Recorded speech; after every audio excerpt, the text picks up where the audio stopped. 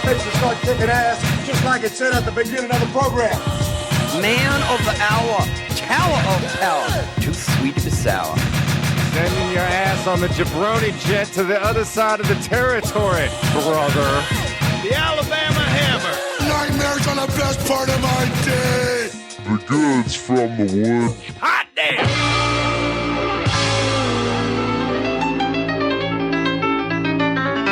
Welcome to the Goods from the Woods. My name is Rivers Langley. I'm Pat Riley. Ooh, what's that? What's that? Oh, that absence. Yeah. We're recording this on Sunday. It's daylight savings time, and Mr. Goodnight is still... Didn't get the news. He did not get the news, so fortunately we have to fill the void with the tremendous amount of funny that she brings to our table here at Disgraceland. Ladies and gentlemen, she has a brand new record. Or was it brand new? When did American Gothic come out? Oh, God, it's not brand new. It's so new. You got to buy it. It's called American Gothic, and our guest... Virginia Jones. Yes. Oh, man. We're so happy to have Virginia Jones here. Hi, everybody. One of the funniest comics in L.A., I honestly. absolutely agree. My God. And one of the things that's interesting is that Virginia is a little bit more dressed down than she usually is. True. Because it's Sunday. Yeah, it's lounging time. Yeah. I'm wearing Chucks. Church clothes. Yeah. What's the normal regalia? I like to explore like a crossover between goth and mod. You know, It could be like moth or god. It's some kind of something. In this phase of my life, I'm trying not to wear all black all the time, but it's physically uncomfortable to me. Like it feels I get that. incorrect. Yeah, I get that. As all LA people must do. I did a headshot session a couple weeks ago, and they were like, "Bring a bunch of jackets, none black." I'm like, "What the fuck are you talking about? What are not what?" I don't know. What other colors are there? What do you mean? Does that exist? So what did you, first of all, classic LA headshot question. Did they film you in front of graffiti under a bridge? No. These I paid money for. Yeah. So no, but I see every time I drive into Hollywood, and it's the funniest thing. You will see very bounce thing. good-looking men and women standing under bridges with a photographer taking pictures in front of graffiti. Well, there's always like the hack ones that are like the same graffiti backgrounds, like the ones that are like the angel wing backgrounds. Sure. Yeah. The one that has like the hearts around it that everyone loves each other ones. The yeah. Kind of really positive, like the Instagram-y ones. Right. I don't, as a rule, like to go outside, and I think my headshots reflect that. But one thing that I see a lot now is like the bright, like the pink or yellow background, especially for like hipster thing. And my manager's like, "Yeah, don't get that. You're not that, so you don't need that." I'm like, "Okay, cool." He was especially. I have been typecast in this town. I go out a lot for a role called retired prostitute.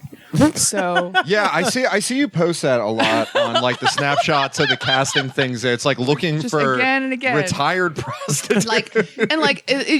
People are like, how many roles are there? It's like there's a lot, because for screenwriters, every woman is either romantic lead, fun-loving mom, or just a retired prostitute who's not a drug dealer, but she knows drug dealers. You know.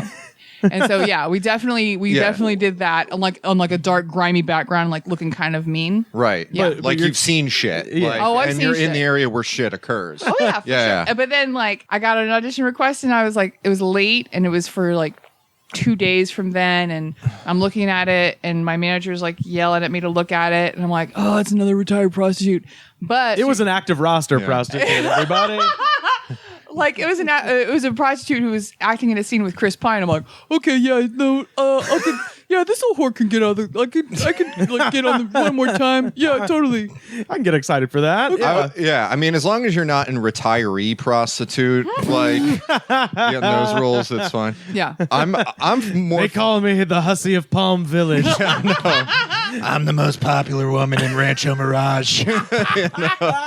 The world of headshots I'm more familiar with is academic headshots. Oh, yeah. So boy. that's a completely different genre. that's fun, because then you take someone out of like a dark hallway where they've been working on their thesis, and you scrub them and you put them in a jacket without too much cat hair on it, and then you say like, look serious. So there's 3 themes of academic headshots. There's hiking.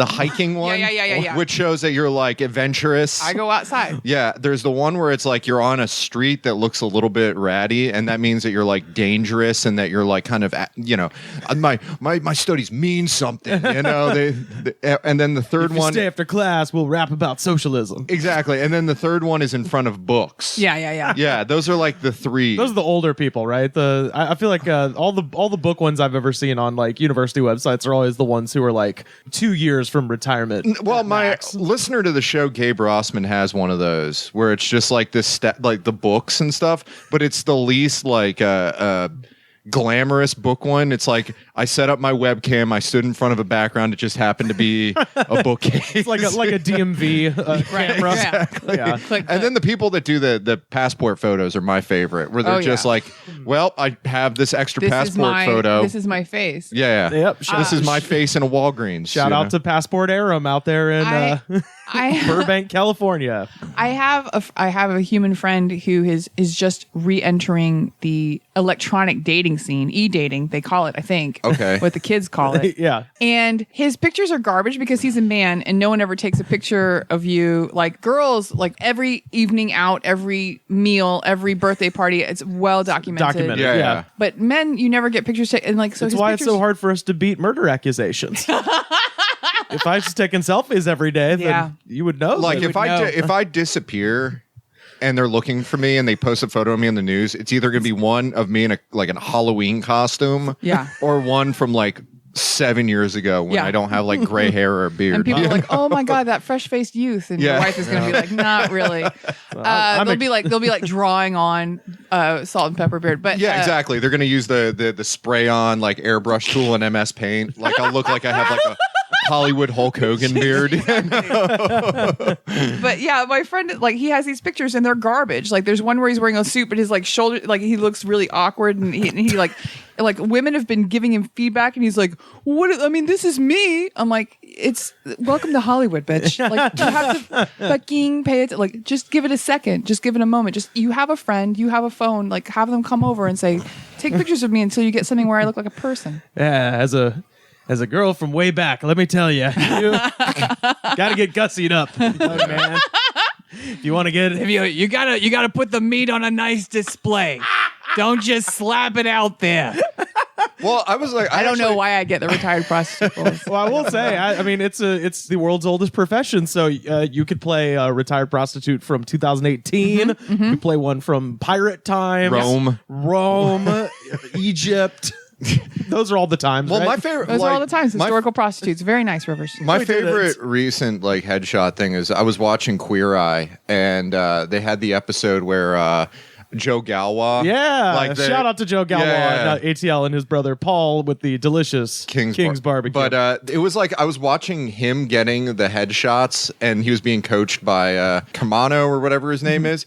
And I was like sitting there, and I was like, that's not a stand-up comic headshot, and this is like so awkward where it's just like, okay, what you got to do is you got to look like a star, so you have to throw the jacket over your shoulder and put the hand on the shoulder with the thumb up. Oh God. And make the puppy face, you know, and it's just there were 2 stand-up comics on that on Queer Eye. Was Paul not on that episode too? Paul was, yeah, but there was another one for this guy Neil, who was nominated by former guest of the show, Ben Evans. No kidding. Yeah, so Lace Larrabee shows up on Queer Eye for the Straight Guy in multiple episodes. Oh, yeah. As like Shout out to friend Lace. who shows up and like remarks on how good you're dressed. Well, and as she has every right to, as a former beauty pageant contest. Yeah, a winner. You guys are in deep with Queer. I am freaking It was out. really weird when I watched it because like you know a bunch of the people. Yeah, and annoyed the shit out of my wife because she was just like, "Can you just stop? Shut up! I'm trying to watch this. Yeah, I don't care that Paul Galwa has a delicious barbecue. I know. Well, it's weird. I think that's a question. What does a comedy headshot fucking look like? I mean, the microphone looks stupid. Oh boy. Like laughing looks stupid. Yeah. The only one, I mean, there was a phase in New York where people were getting headshots where objects were hitting them. Like, Okay. What? Like there's Like a piece of corn or something? like a piece of corn or like a piece of cake, and like Yeah. it's the comic's face like distended, like Or the one where okay. it's like somebody going, like Yeah, shaking their heads wacky back and face. forth. I mean, obviously, if it were the 80s and I was a female comic, I would know what to get for a headshot. I would have a man's jacket on, giant, and with, I would with extra shoulder pads. extra shoulder pads. Yeah. I would have very big hair, and I would be screaming soundlessly into the void. I know what that is. You would be wearing a polka dot blouse. Yes. Yeah. So I have to show you this, and I'm ready. Reluctantly, I will put this on our Twitter. Hopefully, this will draw some people to the product. We're at the Goods Pod, Yeah. and you can see. So when I first got to LA, of course, I auditioned at Flappers, Oh yeah. and I'm not God, saying how did you get in on that? I'm not trying to pull rank here, but I passed. I got passed at Flappers. You got passed to do a bringer show whenever you want on yeah, Tuesday. yeah. And then through some weird computer virus, they kept booking me every 2 weeks for like 6 months, and then they've never called me since. So I swear, like I was some computer virus where they were just like rebook. But anyway, they Rivers Langley's got something. yeah. Yeah. So they were like, oh well, you need a headshot. So I was like, He doesn't even need to go to Flappers U. He's a pro. He's a natural. And can't wait. I was like, well, I gotta have a headshot. I didn't want to pay for one, so course. I just did this in my bathroom, and I was very much going for the like late '80s comedy look. So it's a bit ironic, but I mean, it is what it is. Go to the Good Spot, and you can see this.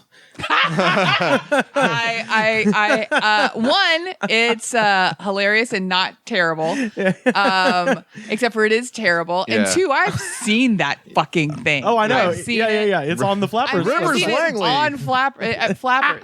Rivers Langley, WPRQ News. We're here on the 6 and the 2. Yeah. Kenosha, Wisconsin. Where are you? I'm the king of 6 p.m. You don't. If you come for the king, you better take Yeah. your best fucking shot. No one's getting me off of my news desk. I know. I control Super Doppler 4. Okay. When was the first time you had to do one of those headshots? My first headshots were definitely at home in front of a white surface. The Yeah. classic. I'm not going to spend any money on this bullshit. And in Portland, you would do headshots when a photographer was in town. Yeah. All the comics would be like, okay, there's this guy and it's $150. And one of my first headshots that I paid money for, it was a package deal where you would get you dressed as a fireman. Dressed as a oh god, if only. You would get they would line a bunch of comics up. They would do your makeup. You would basically get 15 minutes with a photographer. You would get one retouch shot, but it was like $75 or something incredibly cheap. Yeah. And the only shot that wound up looking okay, I thought, was I predated Miley Cyrus with this, but I had like my tongue sticking in the corner of my mouth. I thought it was funny. I thought you were going to say I was naked on a wrecking ball. I was naked on a wrecking ball. Or you had those little things that she has on the side of her head. There's so many Miley Cyrus. The Chun Li. I had my tongue out, and I didn't get a gig one time because a lady I sent her my promo information. Well, here's my promo. I've been doing comedy for 4 years. I'm very professional. And she's like, it looks like you tell a lot of blowjob jokes. I'm like, What? huh? But she's not wrong. But yeah, so, people have found that headshot in like clubs that I worked early on, and it's always a fun memory. Like suit jacket, tongue out, looking up there. Why?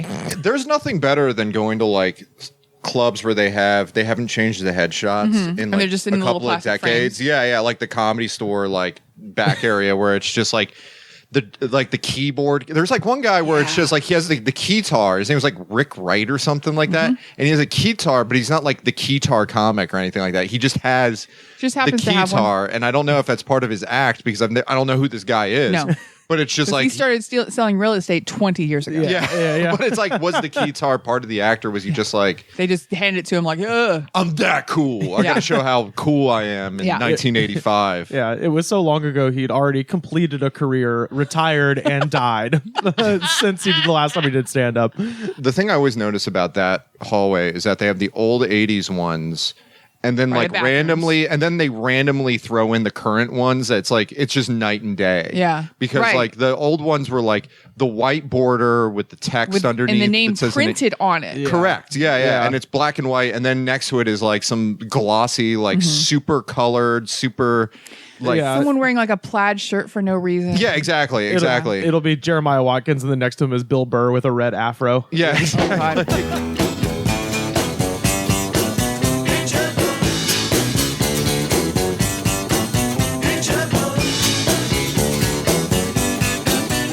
I am from Texas originally. I'm a Texan. Oh, no shit. What part of Texas? Most of it. Oh, okay. Yeah, like born in Houston and then just moved around. Like I went to high school in a suburb of Dallas, but spent time in San Antonio and Austin and everywhere. We were going to talk about a little bit about tap dancing. Oh, Did yeah. were you tapping across Texas as a child? You know, my tap career as a child was really short. Like my sister okay. and I took like a ballet and tap class. She lost her ballet shoes and then refused to go. So she threw him away. She threw them. She for sure didn't threw him in a wanna be- creek. Yeah, She on the didn't- way I home. guess she just didn't. So we got as far as shuffle, step, and then we were pretty much out. And because my mom was like, "Well, I'm not going to pay for private lessons, and your sister's not going to go anymore." So I blame her for ruining my dance career. As a high school student in Dallas, Texas, I became super. Like people who are not from hick towns can't really understand how much I plugged into the Rocky Horror Picture Show. Okay, Oh, yeah. Like, yeah. and there's a tap scene in that. Columbia does a big solo, and I really like twigged onto that. I'm like, yeah, okay, yeah, and the weird thing is, and so I started seriously tap dancing as an adult, and I am, I have, it's probably the skill that I've put the most money into that there's no market for. Like no one wants it. And the weird thing is, like, I went back and watched Rocky Horror after doing I'm like, oh, this is bad tap dancing. Like she's not good at it. Oh, she just But like when you don't know, you're like, oh, this is great. This is Yeah. very exciting. It's like, oh, and then I watched it again. I'm like, oh, this is babies. You're fucking hack. Like, and she was like, Little Nell was the lady who did it, and like she went on to have a super cool restaurant in New York and like have this cool New York lifestyle. But she was cast in the movie because she was like a street performer, busker type person. I wanted Really? to say grifter, and I knew that that's not right. Grifter. Yeah, like she was just this little girl who would like tap dance in front of people in lines and shit. And that's how she made her way into the film. Weird. Yeah. Wow. And she's not a good tap dancer. Come at me. She's just self-taught. She's just self-taught. She's got her own way of living. Yeah. She's no Greg Hines. Okay. Yeah. Well, I mean, Meatloaf isn't a convincing undead biker either, so it's. I don't know what you mean. He was born to play werewolf. Yeah. So are you? You said you got into tap dancing mostly as an adult. Is Yeah. it's still something you're doing all the time? I'll throw it down. Throw it down. I have how many tap floors do I have at home? I have 2, so I can have a friend over. How often do you entertain? It's sometimes hard to meet a tap dancing friend. I did book a gig which I thought was only going to be aired in Australia, but then I got like Facebook messages from Texas like in the middle of the night going, "Are you in an Australian tap dance like home kit commercial?" Yeah, no, that is for sure me. That's nobody. Wait, a tap dance home kit? Yeah, it's like a helmet. You Like ever the want to wheel- learn how to it's a tap hand- dance? the Wheel of Fortune home game? Yeah, no, For tap dancing? it's called Tap Fit. It's a home kit. No. it's like jazzercise. You always wanted to learn to tap dance. You're scared to know how. You don't want to invest in the shoes. You just put these rubber things on your boots and you do techniques. Wait, rubber? So Like, this it's is like a like stretchy is this thing. is this like a fitness sort Yeah. of thing, or is it like a home There's instructional? a DVD.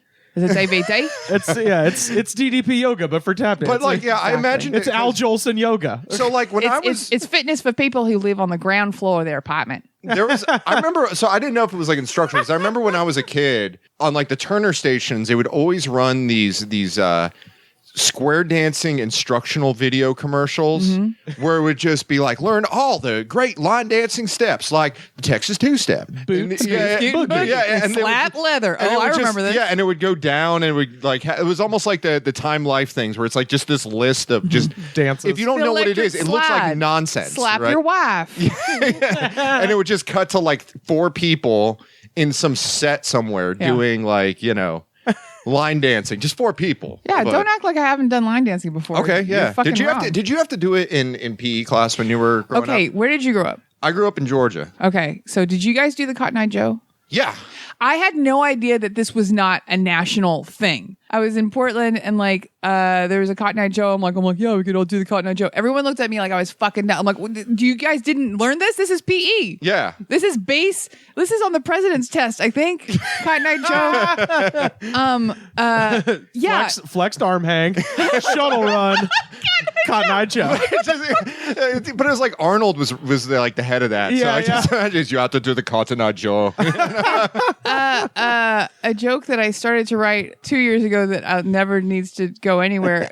Like, okay, so Cotton Eye Joe, he's stealing everybody's women, but he's cotton-eyed because there's something the fuck wrong with his, like he has milk blindness or something. Like, what kind of personality does this guy have that he can steal your lady and he's maybe blind? Yeah, he might have like pink eye or something. Yeah. If it weren't for Cotton Eye Joe, I'd have been married long time ago. Where did you come from? He just whistles through town? Yeah. He fucked your girl. He did a dance and then he's gone, and your life and you have to pick up the fucking pieces. Yeah. Well, I'd always assumed She's working at a Supercuts or something. I always assumed Cotton Eye Joe was trying to eventually get a glass eye, but for the moment he just had a hole in his head where his eye used to be, and he stuffed it with cotton. Oh, sure, that makes sense. That's what I'd always disgusting. That's what I'd always thought. Yeah. There was, like this is a placeholder. This is a placeholder. One time I don't mean to show off. I mean, we're all making it. I was doing comedy in Laughlin, Nevada. Oh, yeah. And a man came up to me afterwards and he told me that I was very pretty. Thank you very much. Very funny. Okay. And that he was going to get teeth.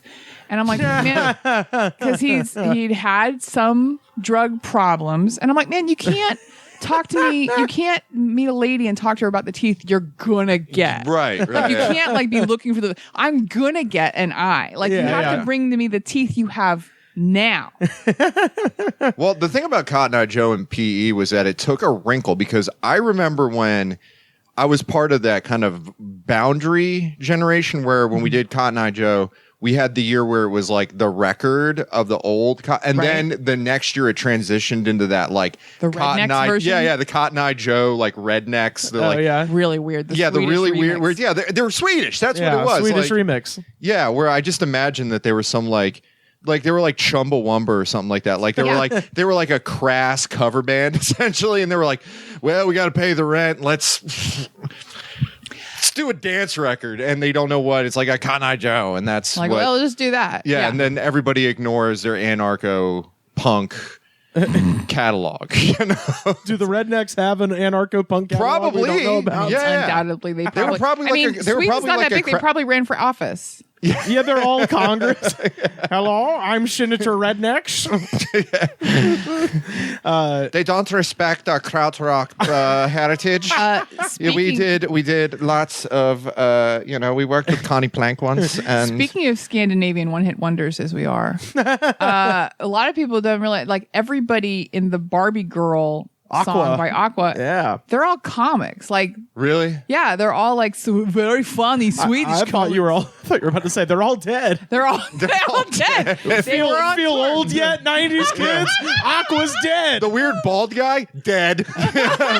Lenny Nystrom, dead. But it's funny, like, we get this stuff and we kind of don't, like, the same with like Gangnam Style. We don't really understand the intention. We're just like, these people are stupid. Oh, I mean, yeah. and yeah, they Well, are, but they're also comics. Oh, well, like, because Gangnam Style is like rich asshole kids rich, in like the rich asshole part kids. of like Seoul. Yeah. And he's pretending that he can like fit in with, like, so Koreans, like, it's a whole other level for them because they're like, he does not fit in. Yeah.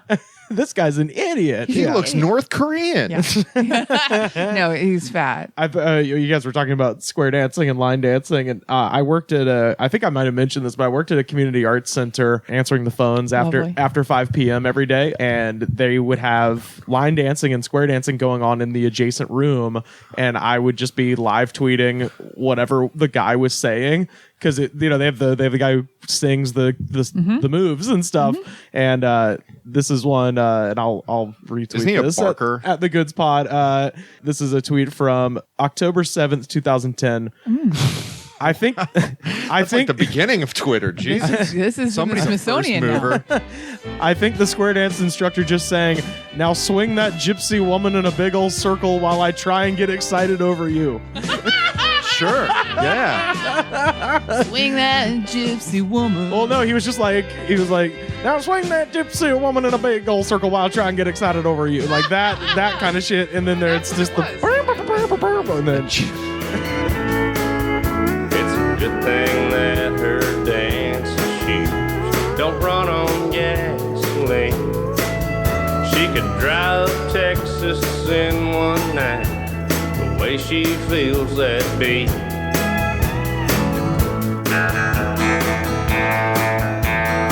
Yeah, my friend had kind of a one-hit wonder in a very specific world. His song was "Ooh Ooh Ooh Sexy Vampire," and it's like he's a kid. He's always done super like Eurobeat style music as a kid from Sequim, Washington. Squim? Yeah, Sequim. It spells like sequin, but there's an M at the end, and it's in the Olympic Peninsula. It's real crazy land out there. But there is a casino gig, and he had this one hit wonder. It hit at the same time as the first Twilight movie. Okay. And so like there was this, and like they played it on Wait Don't Tell Me, and like he got a little, and like for a while he was making like $1,000 a month off of this song, and then he tried to follow it up with Werewolf Boyfriend. Didn't work. And he was we were having a real talk about it. He's like, it's hard when you're just a one-hit wonder. You're like, this is all anybody wants from you. And they were like, oh, you're the ooh sexy vampire guy.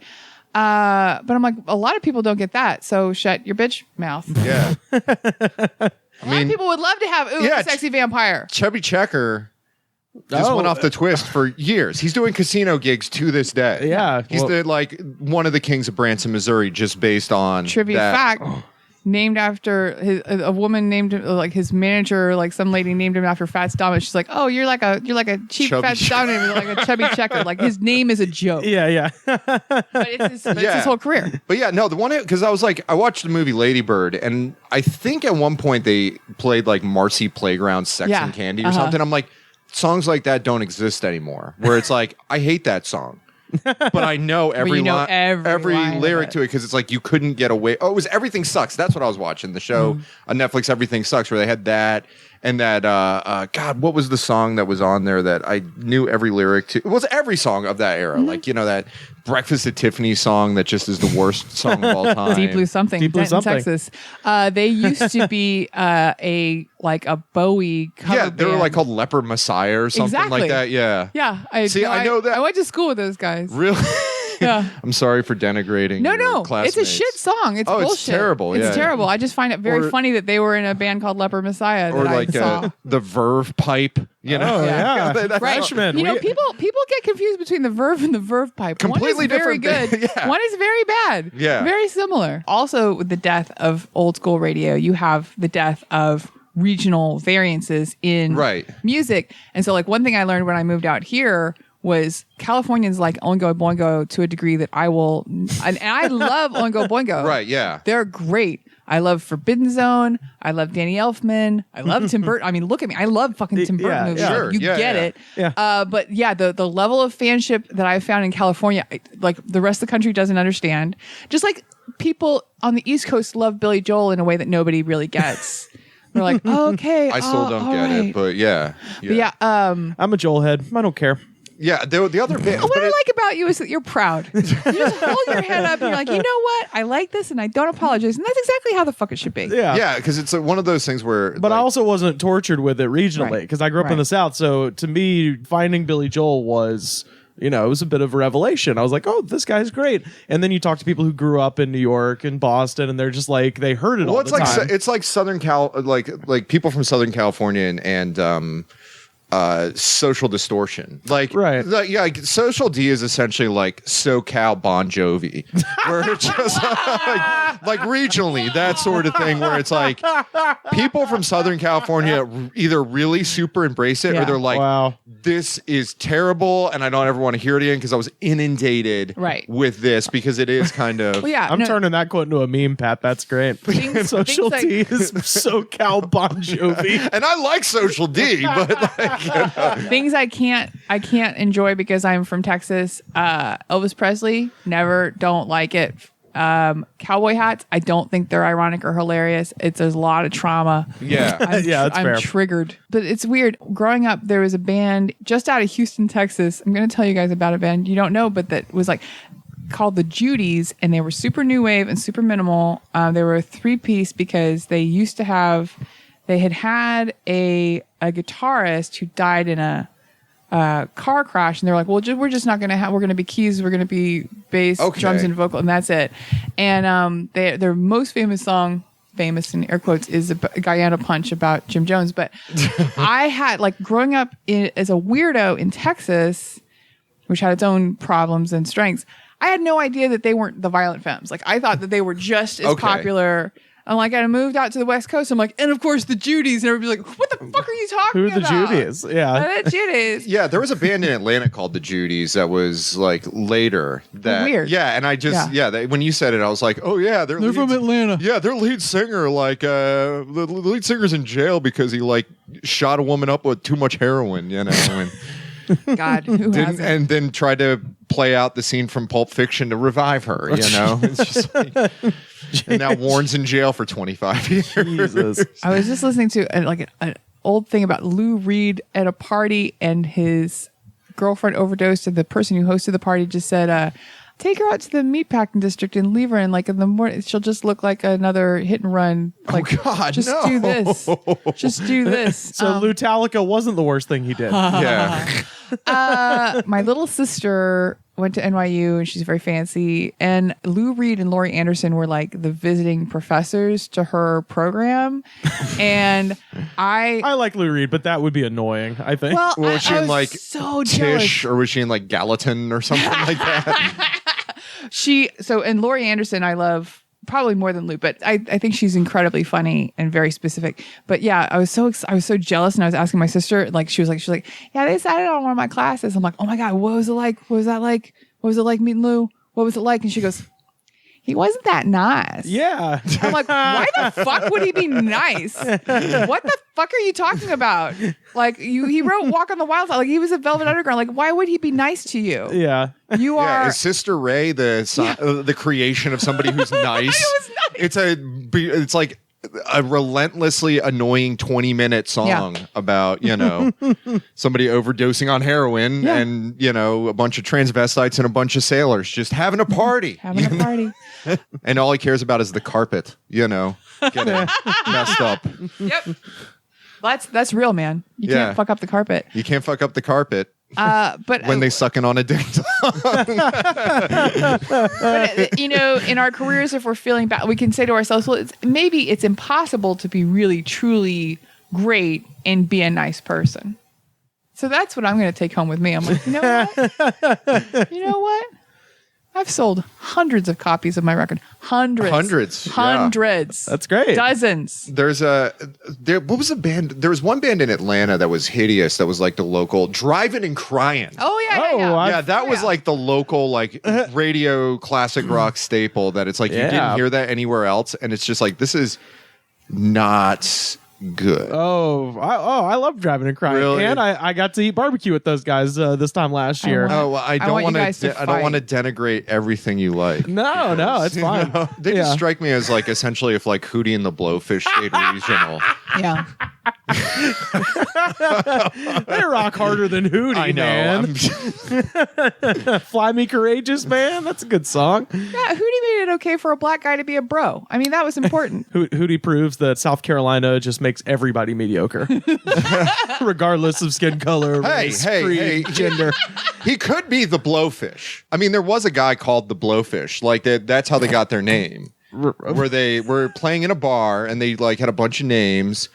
And these two guys that they used to make fun of and call Hootie because he looked like an Alan the Blowfish because he had big cheeks. Wow. They walked in and they're like, hey, Hootie and the Blowfish here. And it's stuck. And they're like, that would look great on a flyer. Well, no, it's stuck. And we're going to change our name from Free Beers. So it's so it's just like one of those things where Darius Rucker's like, oh, man, like, I hate it when people call me Hootie. It's like, motherfucker, you called the guy Hootie to make fun of him. Yeah. That's karma, dude. Also, Also, turnabout's fair play, Darius. Yeah. Plus, you name your band Hootie and the Blowfish. What did you think was going to happen?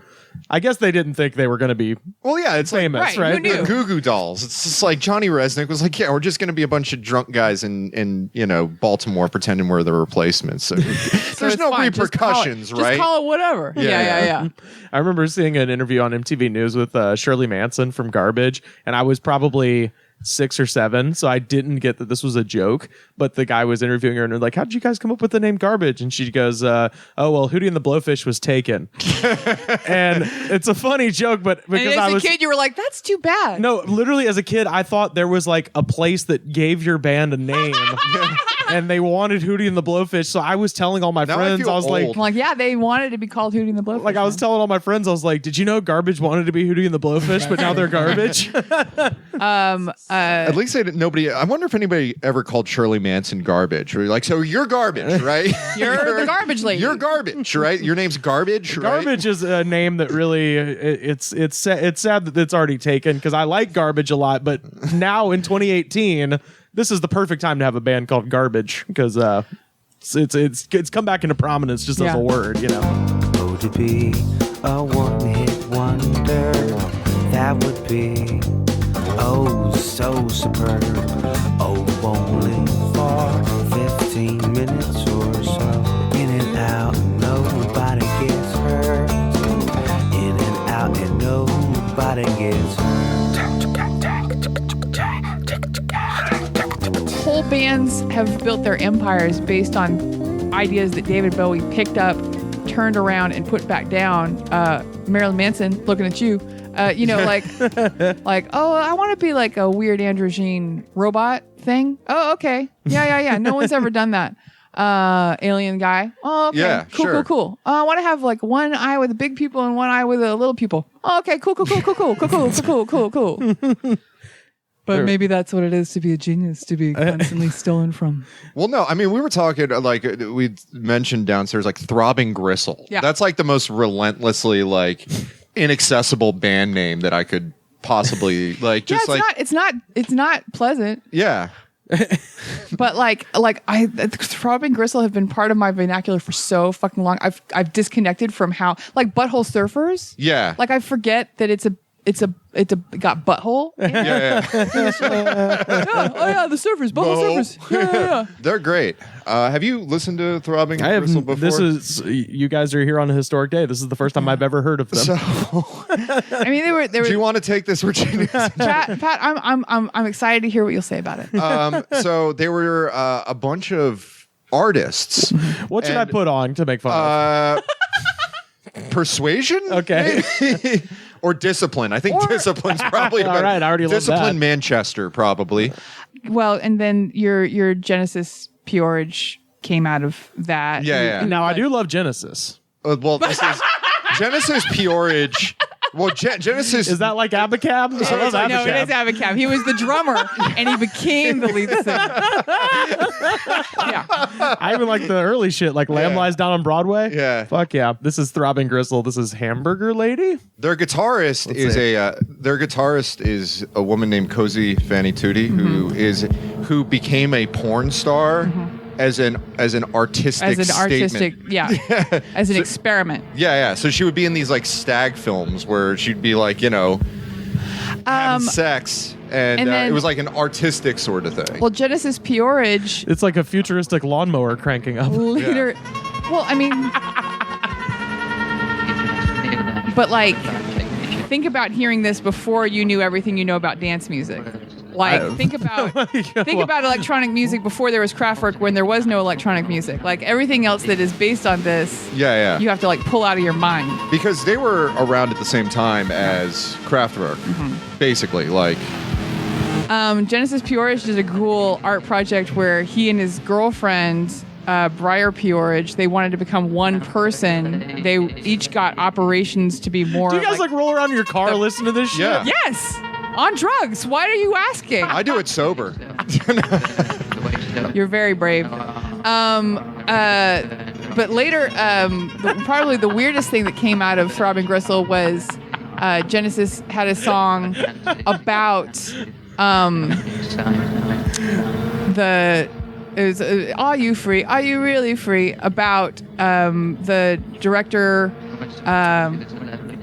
Oddly hard to concentrate when Throbbing Gristle is playing. But This is what it is. I'm sure the whole thing? audience. Well, there's other songs. Yeah. I mean, there's ones that are like more. Like, there's more That's atmospheric. And hilarious. more Yeah, like, 6660s is probably. Okay, let's hear that one then. Because this is hilarious, but This is more like it. this is Discipline. Discipline. Discipline. Like this song is about 9 minutes long. Yeah. And it's great.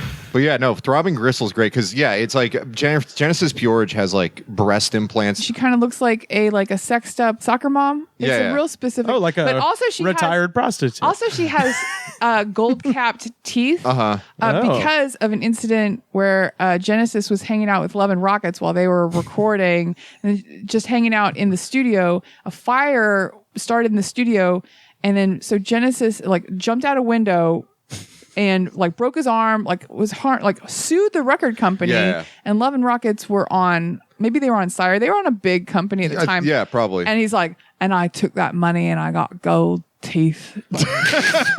Like in Belle du Jour, something I always wanted. He's an incredibly strange person. Yeah, I remember there was a show where Ian Savanius from Nation of Ulysses would host, and he'd be interviewing people, and it would always be like somebody like Ian Mackay or somebody like that, and he was interviewing Genesis, and Genesis. He was just like, I'm such a big fan of Psychic TV, and Genesis just like, I don't want to talk about it. I've moved on as an artist. Yeah, it would be people. When I lived in Brooklyn, he lived on like Bushwick, Sure. and people would just be like, "Yeah, I saw Trendsetter. Yeah, I saw Genesis just going to the bodega to buy cigarettes, just like dressed down."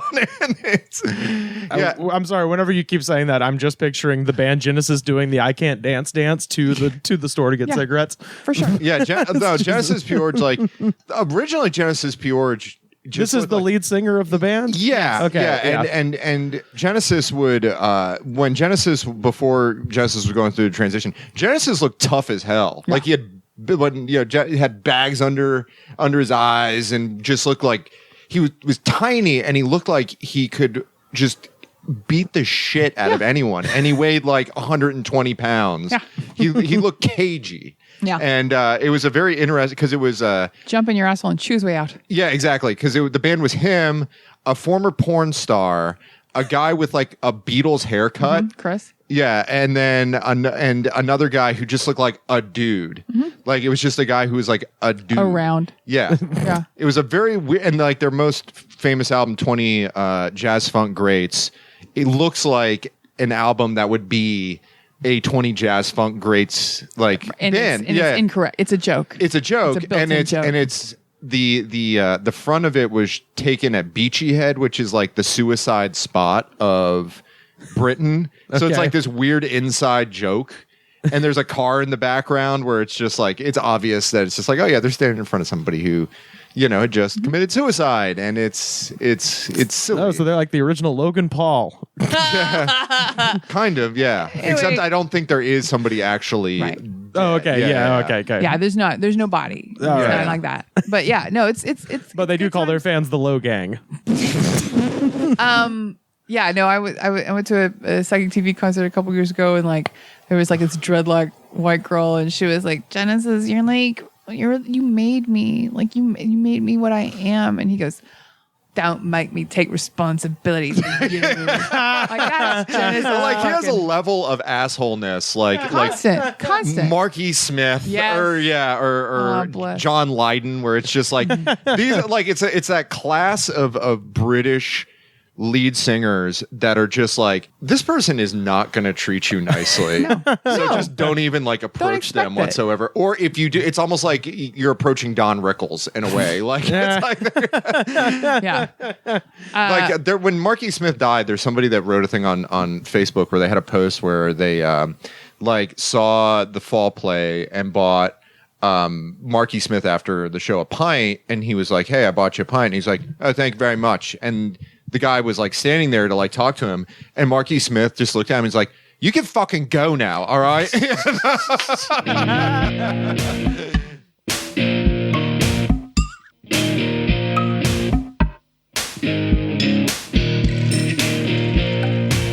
So I was going to say, one of the things I look most forward to when it comes to Virginia Jones, it's totally worth the follow on Facebook to read about your adventures with lifting, which I did very briefly. Speaking of Portland, I had to pay for a plane ticket to go to a wedding in Washington. So I flew into Portland, and so I did lift for like 2 months just to get $350 for a plane ticket, and then I haven't done it since. But I did it very briefly. So my brother in Lyft, but you're one of us. I relate. Whether hardcore. you're in for a day or a month, or you're one of us. You can once a never lifter, really always a lifter. Once you know that technically what you're supposed to do when passengers get in the car is fist bump them. Is that true? That was part of my training, and like I'm sure it's out now. They're like offer a fist bump. Like I only do it to other people who've been Lyft drivers. Now is our special inside joke. Handshake, I didn't even know that. No one wants to fist bump me. But yeah, I just want to go to the airport. I just want to go to the airport. Jesus Christ. I've been doing it a crazy long time. Yeah, you walked in with Lyft swag. Like you had a jacket. You had a Lift jacket, I noticed when you walked in here. Well, it's so rarely cold enough to wear my swag jacket. You get the jacket at 1,000 rides. I just cracked 7,000 recently. It's been insane. I have a book about it. If I need to string 6 weeks together to compile it basically and start shopping it around. But like it's nuts. One thing I really like about it is, as an extrovert, you meet every single kind of person, and I've learned weird shit from people. 90% of everybody is great. 10% of everybody's unholy horror. That was almost totally my experience. You got the I had some of the worst people I've ever met in my life. Like I'd drive a couple of like kids from the Palladium out to like West Hills, like way the hell west of LA. And then I decided, just for the hell of it, to take Topanga, which basically comes out in Malibu. And as I was riding, it was like, oh, somebody in Malibu wants a ride. And so I went up to this like mansion in the hills above Malibu, and it was totally just a lady just in her driveway screaming at either her husband or boyfriend or somebody inside, just like, fuck you! And I don't give a fuck. And I just pull up to that. Yeah, you just pulled up the Jackie Tree horns. Like, for real. Mansion, It was exactly like just some weird, rich Malibu shit happening. And she just got in and was just like, take me to Santa Monica. And I was like, okay. And so I drove her and dropped her off at like Blue Plate Taco in Santa Monica. I was like, all right, lady. And we just said nothing. She was just like, you could hear her fake nails just like tapping on her phone. That woman was Ann Coulter. Leaving Bill Maher's house. I've had people break up in the car. I've had people meet in the car. I drove a couple. I picked them up at this is a couple of weeks ago at the Beverly Hills Justice of the Peace. They gotten married. They met on a Lyft line, like when it was new. Oh boy! And I was like, I'm your first Lyft driver as man and wife. It was kind of adorable. Beverly Hills Courthouse, deceptively not a palatial place to get married. It's kind of dingy. Yeah. Near the library though, which is nice. That's a nice library. But I do the other day I was in Bev Hills. I was in the BH, and like the shit had kind of slowed down, and I went to go see the Damien Hirst exhibit at the Gagosian. Like that's one of my favorite things about the having a shitty gig economy job is like you'll just go do stuff you want to do. You know, you're just like, well, I'm in the neighborhood. I'm gonna go check out the Ennis house that was Deckard's apartment in Blade Runner. Yeah, you said someone broke up in the car. What happened to that? It was amazing. I picked them up. They seemed like a nice drunk couple, just nice, like just a little hipster couple. And then the girl goes, "You're going the wrong way." And I'm like, "Oh, we're gonna go pick up Angela." Who the fuck is Angela? I'm like, "Oh, we're on a Lyft line. It's like a carpool." And she goes to her boyfriend, she's like, "You took a fucking Lyft line?" And it's like, well, babe, we're just going home. We're not in a hurry. Let's just pick up another passenger. You cheap son of a bitch. And that was exactly what happened. And then and then she kind of like, it goes quiet again. She's forgot, like, whatever.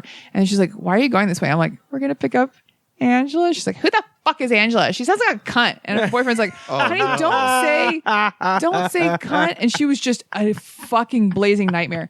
And we pick up. Was she like, what time of the day was this? This is late. Yeah. This is late Saturday. Okay. Oh yeah. This is That would be hilarious if it was like noon. Oh, I've had brunch pukers. She's probably Don't act keyed up. like I haven't. They've had so much fun. Yeah, so she's super keyed up, really rude to the new lady. And then she's like, "I don't want to go to his house. I don't want to go to his house ever again." And her boyfriend's like, "Are you serious right now? You're dumping me because I took a Lyft line?" And she's like, "You cheap fuck." And it's like, yeah. She went through, we've been dating for 6 months and he hasn't wanted to move in with me yet. Don't listen to him. He's never had a threesome. She goes, "I've had like 20. I'm like, "That seems like a job. Like you're really, oh my God." Yeah. So she dumped us. And then she was like, "I don't want to go to his house." And I'm like, "I want to move in with you. Where do you live?" I'm like, "I can't actually change location on a Lyft line." And then she was mad over the top of being mad. It was amazing. Oh man. God, that story just makes me happy that I'm married. Yeah. Like, that I'm not a single... you don't have to put up with this shit. I have had pukers. I had a pisser. I had a girl who pissed. Whoa. Nice. She got into the car in Hollywood. She was Take me to the Abbey. And she's with these two girlfriends, and everybody kind of quiets down. They're going like a long way, like almost Long Beach, and Carson maybe, and like halfway through the drive, her friend goes, "Your boob is out. Sienna, your boob is out. How long has your boob been out?" And I'm like, "Newsflash, ladies, the boob has been out since she got in the car." I didn't say anything about it. The boob actually opened the car door. Exactly. Like it was just a good dress. Like it was just out. And I was so happy when I got them out of the car and no one had thrown up, and I got them all their like handbags and their everything. And then my next ride, it's like 3:00 in the morning in the middle of nowhere. And she goes, "The seat is wet." And I said, "What?" And what? Uh-oh. And I had to take pictures of the piss-soaked seat. Here's the method. You take pictures of your piss seat. You move your passenger to the front seat and you apologize and you say, "Oh my God, Jesus Christ. People are animals." And then you have to take piss pictures and you send them to Lyft and they give you $100 and you get it cleaned. Wow. But it's way better than puke because it doesn't smell as bad. Yeah. It's really glamorous. It's really a glamorous job. I did Vomit lingers. I picked up a guy when I was driving my Mini Cooper Countryman. This guy canceled on me and then reconnected with me because I was just the closest person. And I go pick him up and he's like, "I don't love riding in a Mini Cooper because my dad died in a car crash with one in England." And I said, "Oh, you're Mark Bolan's kid?" And, Nice. guys, I was 100% kidding and it was 100% accurate. And I looked, Oh, no. his name was Roland Bolin. And it was I was like, so much there. I was Hold so on. fucking Keep rolling, bowling. What? Okay, you laugh, but you know, David Bowie named his son Zoe Bowie. Yeah. Who's now Duncan Jones because he's like, "Fuck that. Why? Why? Why did you do it?" Yeah, it was totally weird. That's really... I thought Oh, no. why would I make a joke about your dead dad? I don't know what's wrong with me, but I was just like that was right there. Well, did it just say Wow. Roland? Yeah. yeah, and you don't get last name. So you thought you were just making a caustic reference that this guy probably wouldn't get. Exactly. I'm like, Yeah. I'm just going to throw this out here. It's going to sail over his head. We're going to move on with our lives. And then I get to tell this guy who the fuck Mark Bolan is. Probably wasn't even going to do that. Yeah. Okay. But he was like, "Yeah, it's my dad." I'm like, "Oh, Sorry. Sorry. Like, I love your dad. I know everything about. I know he was. I knew enough that he died in a Mini Cooper. Yeah, exactly. Yeah. But this kid, I looked it all up later. He had no claim to any of his dad's money because his mother wasn't married to him, and they're like kind of nobody cared. And David Bowie actually funded his education and a lot of his legal wranglings. So he has money now from the estate after the wife died. But David Bowie was really involved in it. And David Bowie and Mark Bolan had a real weird... somewhat acrimonious. Like friends, but like like they were friends coming up. Mark Bolan kind of hit before David Bowie, and he said, "David, do you want to open for me? I'm doing some shows. I'm doing some shows in London. Do you want to open for me?" And Dave's like, "Yeah, Mark, that'd be great. Yeah, man." And he goes, "Yeah, I want you to do mime." Oh. I want you to you're so good at that mime, Dave. Oh no. Do you want to open up with some mime? But like they continued to like work together and do different stuff together. But yeah, it didn't end with a mime, but like that's so shitty. So just not to interrupt, but I think it's interesting with the Lyft stuff because there's a few people like, you know, from stand up, a lot of people drive Lyft. And it's funny just these imagine honestly what people's responses to these stimuli, like Virginia versus like Jeff May, you know, like I imagine like Jeff May just like punching the car like he's in the game Rampage or something like that. So Jeff and I have a funny crossover story. So fucking stupid. So one of my favorite Lyft rides, I picked up Jermaine Clement from Flight of the Conchords and What We Do in the Shadows. I got the thing on my thing and it said Jermaine, and I was like, oh, that's funny. There's no R or spelling it like Jermaine Clement. I wonder if this person is from New Zealand. Yes. I don't know. Yes. And then I look up and it's Jermaine Clement. I'm like, oh, geez. And like he clocks me fucking immediately. Like he sizes me up. She's like, she's a fucking nerd. She knows what I do, and he does not want to talk about it. And he like makes himself small in the back seat and like is like kind of hiding. And they were playing a Nick Cave song on the radio, and I was like, I just want to talk to Jermaine about something. So I'm like, you know, this is the last album that I had on tape, that I had on cassette. It was Let Love In. And he goes, oh, actually my last album that I had on cassette was also a Nick Cave album. It was Boatman's Call. I'm like, that's a really late album to have on cassette. He's like, I won it in a contest. And so, like, you know, it's so defensive. Like he won it from some radio station or something. Or I won it in a contest. Or I like to imagine that, you know, like middle schoolers in that neck of the woods listen to Nick Cave, like on the reg, and they just are like, oh boy, a Nick Cave tape. I won the raffle. One time I asked Australians, because like Nick Cave, I mean, as most of your listeners know, he left Australia and moved to London in the early 80s. And I was asking Australians, I'm like, do you still consider him Australian? Because he hasn't legit lived there in forever. And they're like, he's always Australian. Oh yeah. Oh dude, he's forever Australian. Oh yeah. So I had this great conversation with Jermaine Clement. I never did anything nerdy to him, because it's like you do have to be cool in the car. You don't want someone to be stuck in the bad I bought Marky Smith a beer conversation when they're trapped in your car. I wasn't even driving Lyft. I was just parked in front of the Pantages Theater because I was texting. Yeah. And one of the Lucas brothers just got in my car. I was like, yo, I'm not your Lyft. He was like, oh, sorry, man. Just I drove both of the Lucas brothers, and we had a really fascinating conversation. About Hillary Clinton before we knew that it was all going to go wrong. Oh. But so like I was dropping Jermaine off, and I said, oh, you know, Nick Cave, he's just moved to Los Feliz. You know, he left England. He speaking of a cliff, he had a kid. He lost over a cliff in England, and he wanted to move away, and doing a lot of soundtracks and stuff. So he lives in Los Feliz. And I tell Jermaine Clement, I'm like, so we're probably going to be best friends. And Jermaine goes, I'll give you good advice. When you meet him, don't tell him you know a lot about him. Yeah. I'm like, oh, that's fair. So I told this story to Jeff May because I'm so fucking excited. And Jeff's like, oh, that sucks, man, because I had him in my car. And that means he switched from Uber to Lyft. And he was like, I had a mix of just like music going on, and like Flight of the Conchords came up. I saw it like come up, and I stabbed it with my finger, like to make it stop as fast as I could. The Aussies, I mean, they have their celebrities, and the ones that have managed to break through. It's like the Nick Cave thing. Mm-hmm. The ones that have managed to break through into like the larger kind of English speaking worlds, they are highly protective of those. Yeah. They're like the like Your huge- Kylie in the Minogue, your like- Polly Jeans. like for instance, I work for a tour company here in LA, and we got featured on basically like the Australian equivalent of the Today Show. Yeah. and so we have a lot of But you're not tap Australian. dancing. We have a lot of Australian. Yeah, that's right. I'll have to start asking my Aussies about you. Like, have you seen the girl on the tap dancing ad?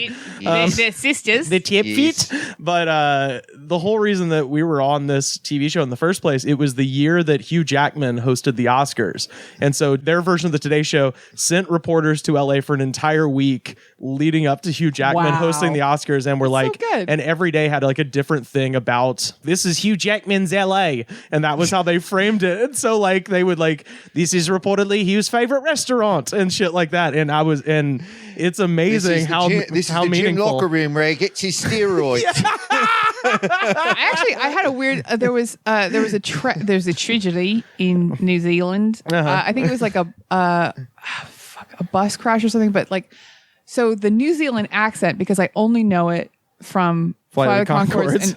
and by extension Reese Darby, Right? Yeah. is a comedy accent. It's a funny accent, and like I can't convincingly distinguish it from Australia when I do it. But like I know when I hear it. But like Yeah. there was a reporter on KPCC calling in about a terrible tragedy, but it was funny to me because of the accent. And he's like, "Yes, it's a terrible accident.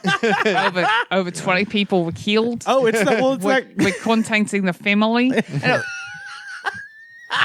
And I know, it was very cognitive dissonance to me. I'm Oh, like, yeah. this is hilarious. Well, This it's is the not- funniest awful guy- wreck ever. The one I love is when you, because I follow rugby a little bit, and you see interviews with these giant New Zealanders, these giant Kiwis, and they're like. They're 6'8" and humongous, and they have the yes, well, you know, we did our best. little Kiwi accent. you know, and it's just like it's amazing. You know? But at least Australia has a good amount of celebrities. Like when I meet people like in the car from other countries, like Finland is like I'm like I want to talk to them about who's famous and my perspective on their thing, and like the Finnish people are all Finnish sports stars. I'm like, yeah, we don't. yeah. None of that really. You know, you don't know much about Esa Don't. Tikkanen or anything. There's a Finnish comedian who lives in LA now named Ismo who is fucking hilarious. Oh, wow. Yeah, I'll put his set from Conan up on our Twitter so you can see it. But the Australians are so into their celebrities that like the lead singer of Midnight Oil was like the number 3 guy in their government for a while. It's But like, he, Pat, he came from being a lawyer, so it didn't come from nothing. that's true. You wanna take me for a ride in the backseat of your car?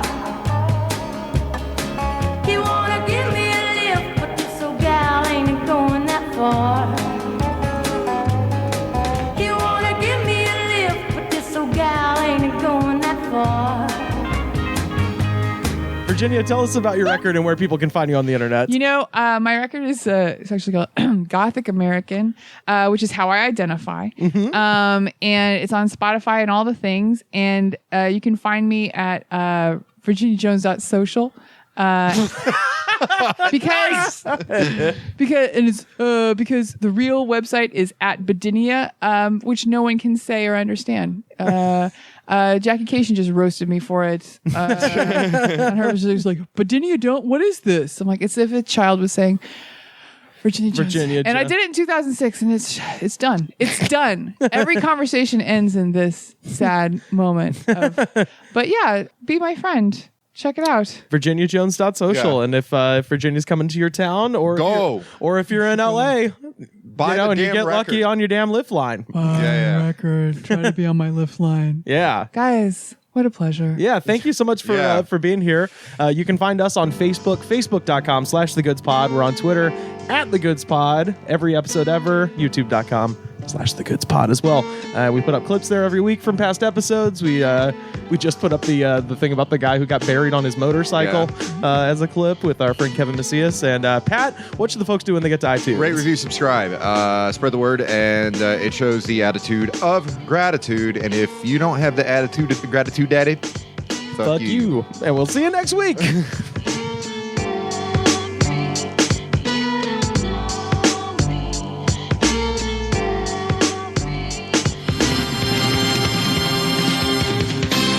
The Goods from the Woods was mixed, edited, and distributed by me, Rivers Langley. You can find the show on Twitter at The Goods Pod. Our theme song was composed by DJ Smiles. Check him out on Twitter at DJ Smiles.